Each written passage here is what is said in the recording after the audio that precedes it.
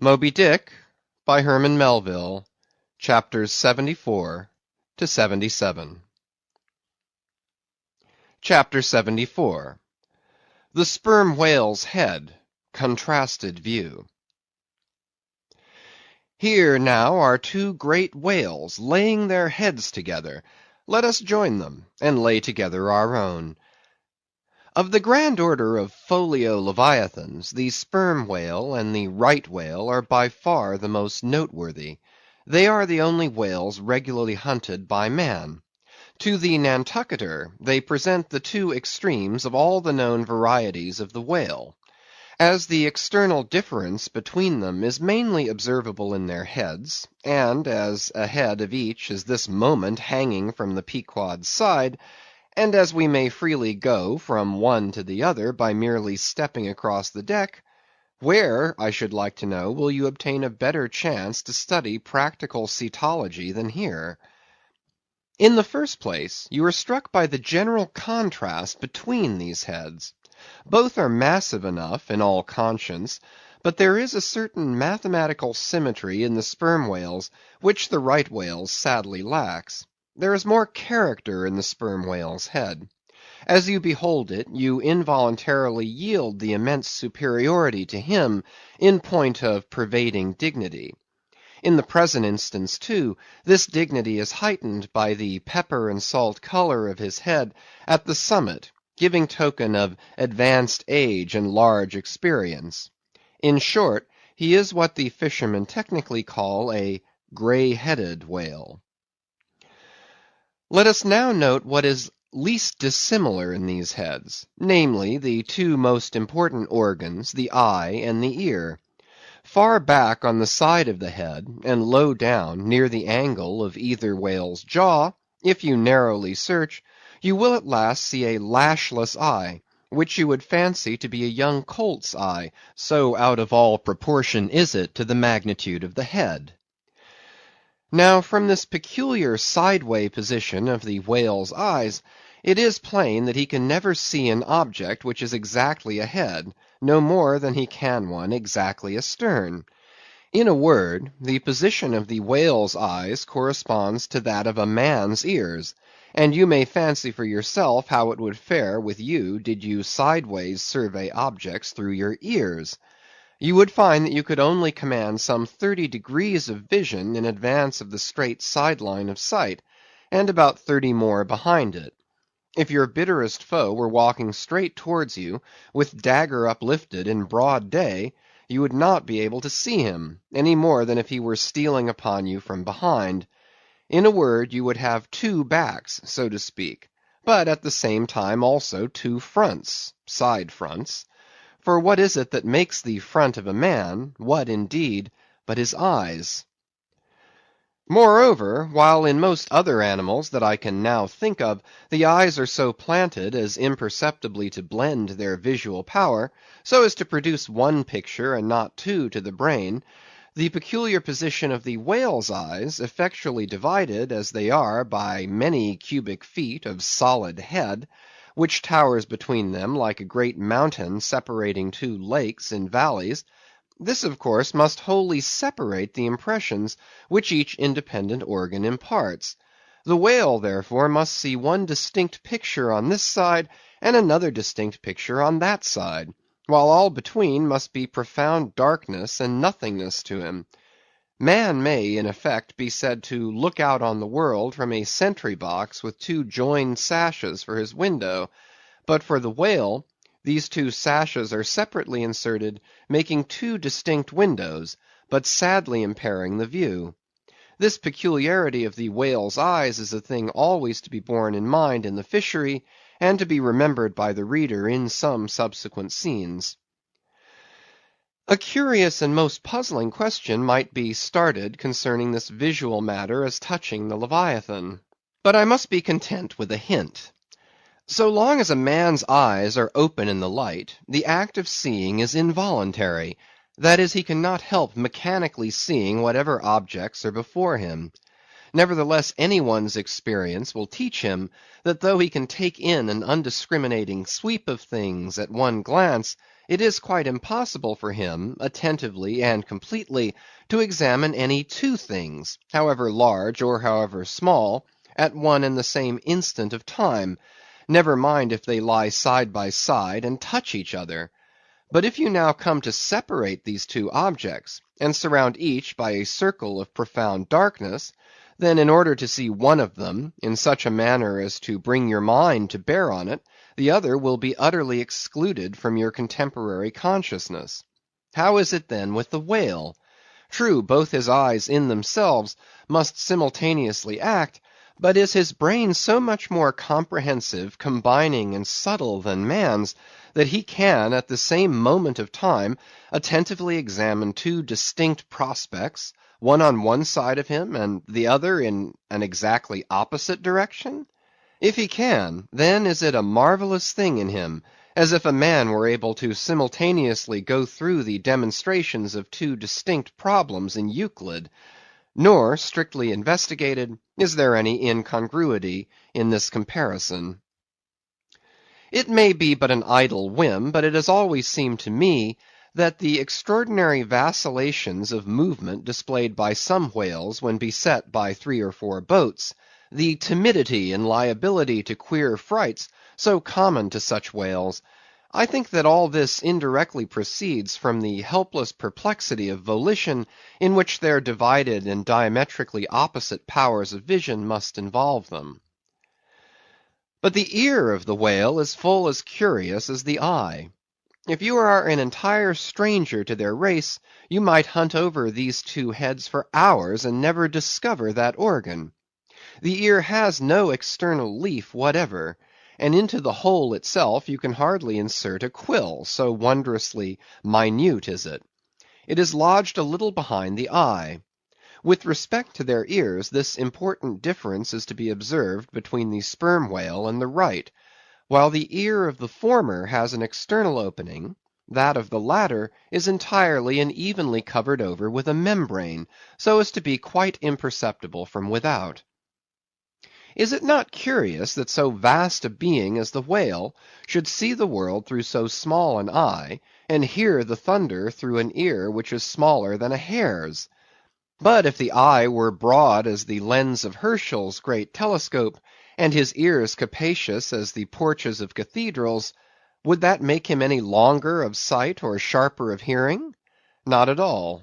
Why then do you try to enlarge your mind? Subtilize it.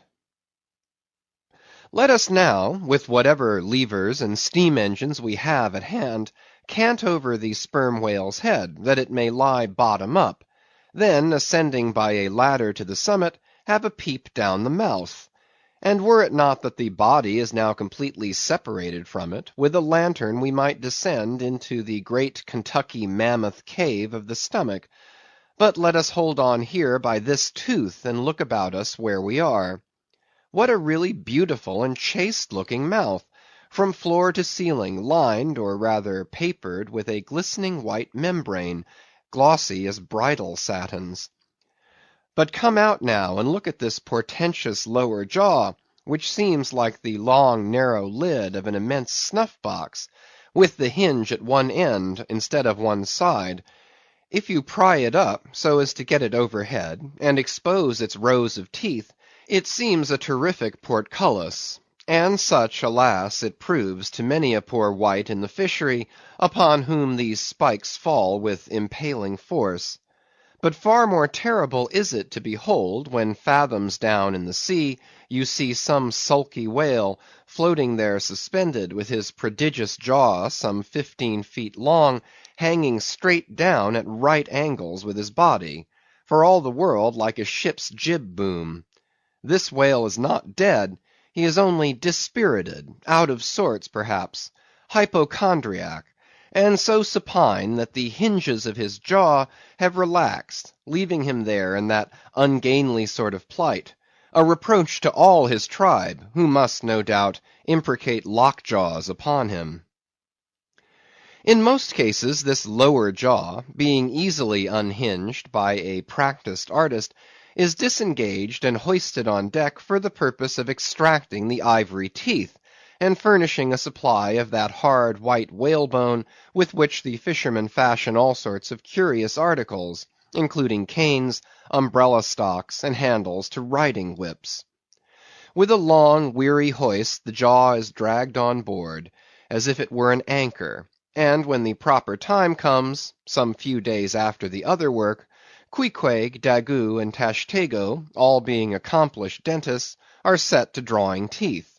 With a keen cutting spade, Queequeg lances the gums, then the jaw is lashed down to ring bolts, and a tackle being rigged from aloft, they drag out these teeth, as Michigan oxen drag stumps of old oaks out of wild woodlands.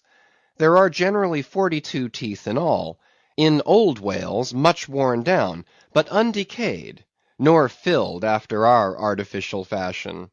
The jaw is afterwards sawn into slabs, and piled away like joists for building houses. Chapter 75. The Right Whale's Head. Contrasted View. Crossing the deck, let us now have a good long look at the right whale's head. As in general shape the noble sperm whale's head may be compared to a Roman war chariot, especially in front where it is so broadly rounded, so at a broad view the right whale's head bears a rather inelegant resemblance to a gigantic galliot-toed shoe. 200 years ago, an old Dutch voyager likened its shape to that of a shoemaker's last, and in this same last or shoe, that old woman of the nursery tale with her swarming brood might very comfortably be lodged, she and all her progeny. But as you come nearer to this great head, it begins to assume different aspects, according to your point of view. If you stand on its summit and look at these two F-shaped spout holes, you would take the whole head for an enormous bass viol, and these spiracles the apertures in its sounding board. Then again, if you fix your eyes upon this strange, crested, comb-like incrustation on the top of the mass, this green barnacled thing which the Greenlanders call the crown, and the southern fishers the bonnet of the right whale, fixing your eyes solely on this, you would take the head for a trunk of some huge oak, with a bird's nest in its crotch. At any rate, when you watch those live crabs that nestle here on this bonnet, such an idea will be almost sure to occur to you, unless indeed your fancy has been fixed by the technical term crown also bestowed upon it, in which case you will take great interest in thinking how this mighty monster is actually a diademed king of the sea, whose green crown has been put together for him in this marvelous manner. But if this whale be a king, he is a very sulky-looking fellow to grace a diadem. Look at that hanging lower lip. What a huge sulk and pout is there! A sulk and pout by carpenter's measurement, about 20 feet long and 5 feet deep. A sulk and pout that will yield you some 500 gallons of oil and more. A great pity now that this unfortunate whale should be hare-lipped. The fissure is about a foot across. Probably the mother, during an important interval, was sailing down the Peruvian coast when earthquakes caused the beach to gape.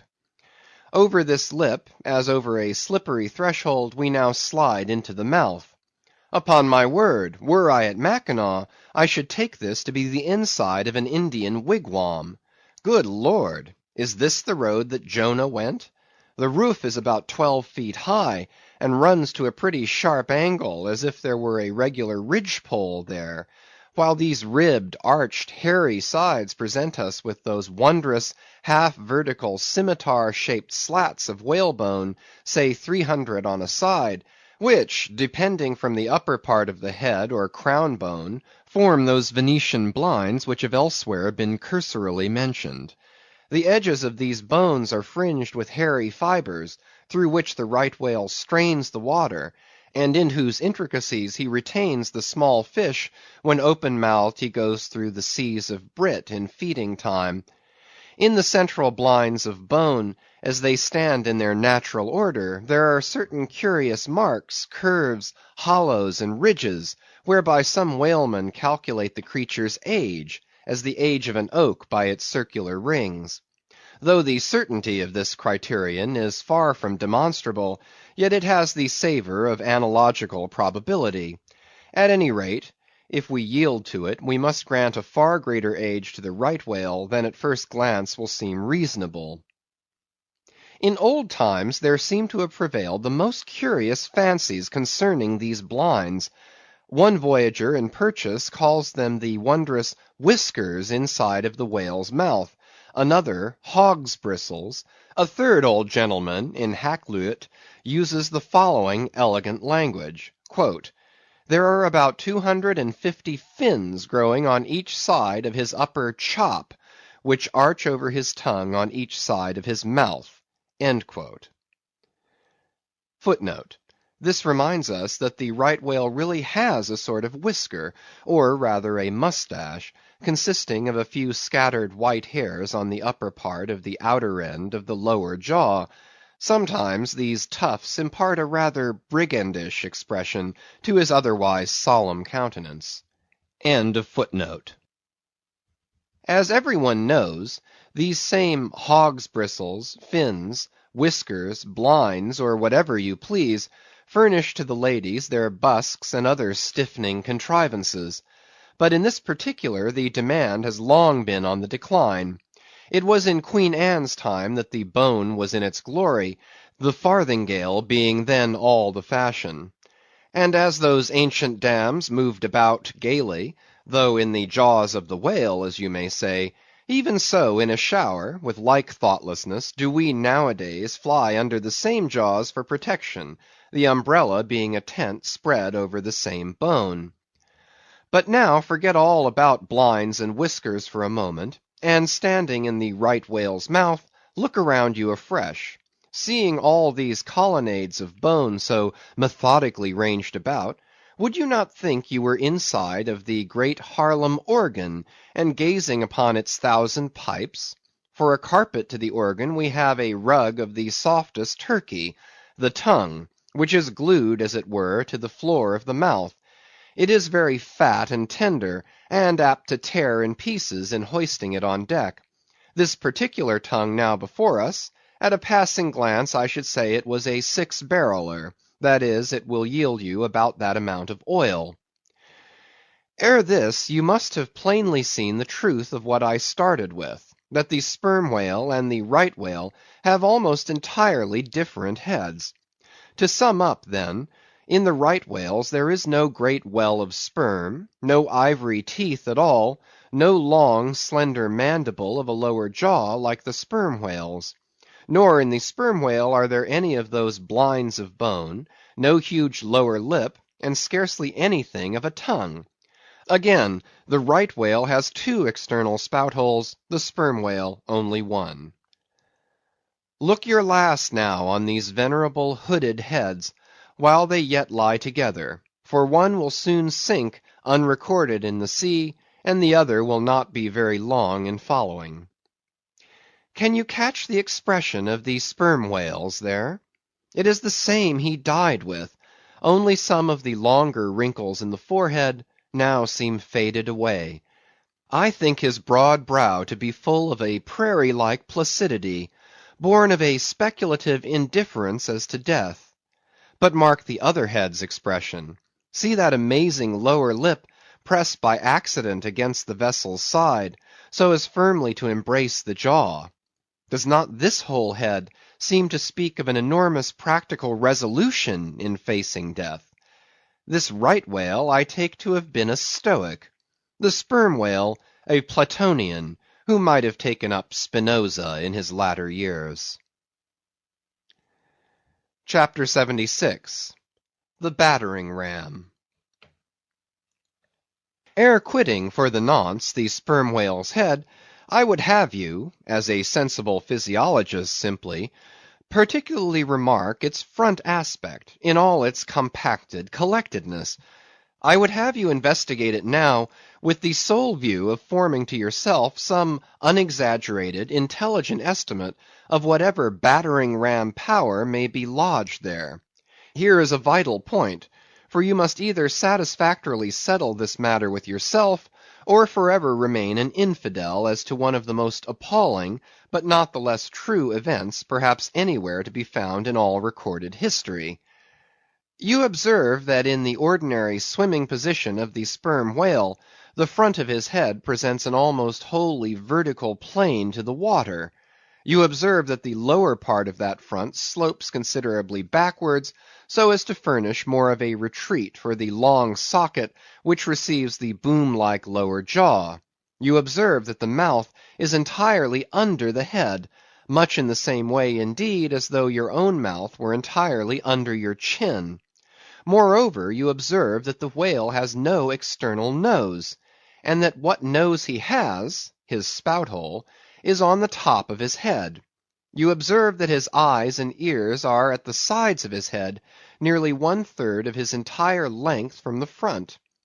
Wherefore, you must now have perceived that the front of the sperm whale's head is a dead blind wall, without a single organ or tender prominence of any sort whatsoever. Furthermore, you are now to consider that only in the extreme lower backward sloping part of the front of the head is there the slightest vestige of bone. And not till you get near 20 feet from the forehead do you come to the full cranial development. So that this whole enormous boneless mass is as one wad. Finally, though, as will soon be revealed, its contents partly comprise the most delicate oil, yet you are now to be apprised of the nature of the substance which so impregnably invests all that apparent effeminacy. In some previous place I have described to you how the blubber wraps the body of the whale, as the rind wraps an orange. Just so with the head, but with this difference: about the head this envelope, though not so thick, is of a boneless toughness, inestimable by any man who has not handled it. The severest pointed harpoon, the sharpest lance darted by the strongest human arm, impotently rebounds from it. It is as though the forehead of the sperm whale were paved with horses' hoofs. I do not think that any sensation lurks in it. Bethink yourself also of another thing. When two large loaded Indiamen chance to crowd and crush towards each other in the docks, what do the sailors do? They do not suspend between them, at the point of coming contact, any merely hard substance like iron or wood.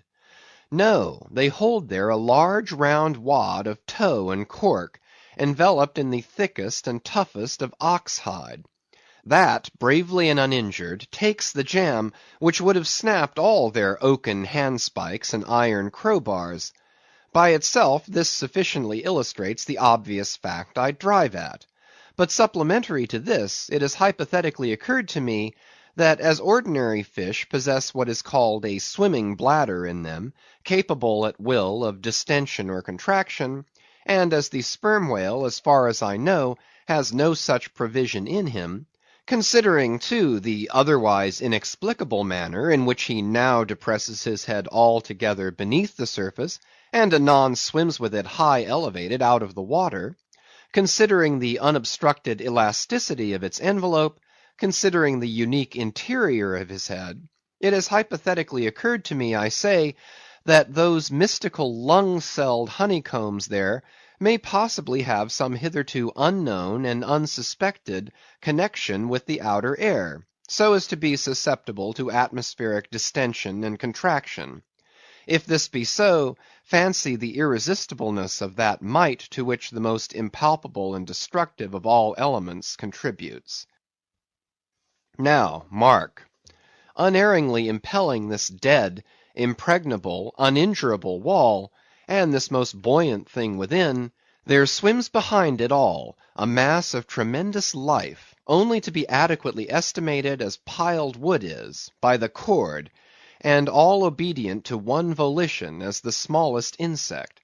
So that when I shall hereafter detail to you all the specialties and concentrations of potency everywhere lurking in this expansive monster, when I shall show you some of his more inconsiderable braining feats, I trust you will have renounced all ignorant incredulity, and be ready to abide by this, that though the sperm whale stove a passage through the Isthmus of Darien, and mixed the Atlantic with the Pacific, you would not elevate one hair of your eyebrow. For unless you own the whale, you are but a provincial and sentimentalist in truth. But clear truth is a thing for salamander giants only to encounter. How small the chances for the provincials then! What befell the weakling youth, lifting the dread goddess's veil at Lais? CHAPTER 77. The Great Heidelberg Tun. Now comes the bailing of the case. But to comprehend it aright, you must know something of the curious internal structure of the thing operated upon.